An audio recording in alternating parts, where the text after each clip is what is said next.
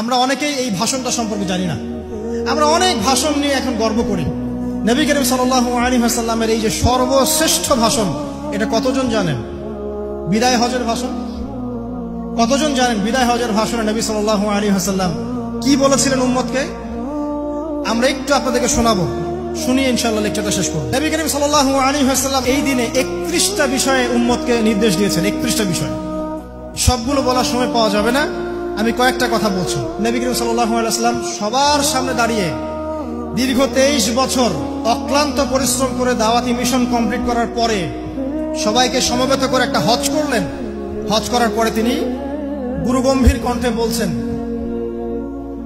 হৃদয়ের সমস্ত আবেগ বের করে দিয়ে বলছেন, হে জনগণ, আইয়ুহান নাস, হে জনগণ, আমি জানি না আজকের পর তোমাদের সাথে আমি কখনো মিলিত হতে পারবো কিনা।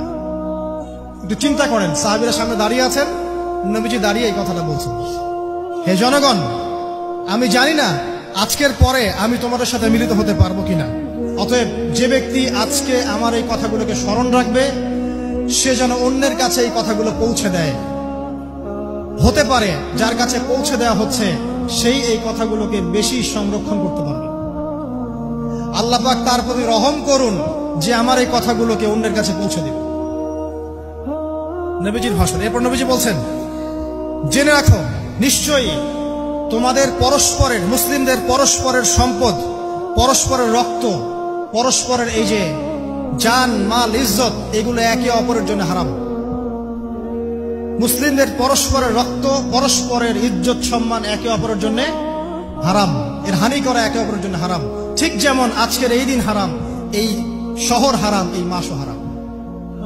নবী করিম সাল্লাল্লাহু আলাইহি ওয়াসাল্লাম বলছিলেন, জেনে রাখো 3টা বিষয়ে যেন তোমাদের অন্তর কখনো খেয়ানত না করে। 3টা বিষয়ে তোমাদের অন্তর যেন কখনো খেয়ানত না করে। 1, তোমরা যে কাজটাই করবা শুধু আল্লাহ পাকের সন্তুষ্টির জন্য করবে। তোমরা যে কাজই করবে শুধু আল্লাহর সন্তুষ্টির জন্য করবে। তোমাদের শাসক বর্গের কল্যাণ কামনা করবে। তোমাদের শাসক বর্গের কল্যাণ কামনা করবে। 3 নাম্বার, মুসলিমদের জামাতকে আঁকড়ে ধরে রাখবে। মুসলিমদের ইউনাইটেড কমিউনিটিকে আঁকড়ে ধরে থাকবে। এই 3টা বিষয় পালনের ক্ষেত্রে তোমাদের অন্তর যেন খেয়ানত না করে। এদিন সূর্য ঢলে যাওয়ার পরে নবী সাল্লাল্লাহু আলাইহি ওয়াসাল্লাম আরো বললেন, শুনে রাখো হে মানব জাতি, এটা ভালো করে শোনেন, শুনে রাখো হে মানব জাতি, নিশ্চয়ই আমি মুহাম্মদ সাল্লাল্লাহু আলাইহি ওয়াসাল্লাম জাহেলি যুগের যত কুপ্রথা আছে সমস্ত কুপ্রথাকে আমার পায়ের তলে পিষ্ট করে গেলাম। জাহেলি যুগে কি ছিল ভাই? শিরিক ছিল, সুদ ছিল, মাদক ছিল, নারীর অবমাননা ছিল, কন্যা সন্তানকে দাফন করা হতো, রক্তক্ষয়ী হানাহানি মারামারি কাটাকাটি ছিল। এগুলো সবকিছুকে আমি আমার পায়ের তলে দাফন করে গেলাম। এটা কি দাফন হয়েছে? তিনি বলছেন, নিশ্চয়ই আমি জাহেলি যুগের সুদকে আমার পায়ের তলে পিষ্ট করে যাচ্ছি।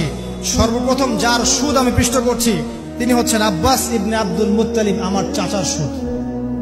নিজের পরিবার থেকে দৃষ্টান্ত স্থাপন করলেন।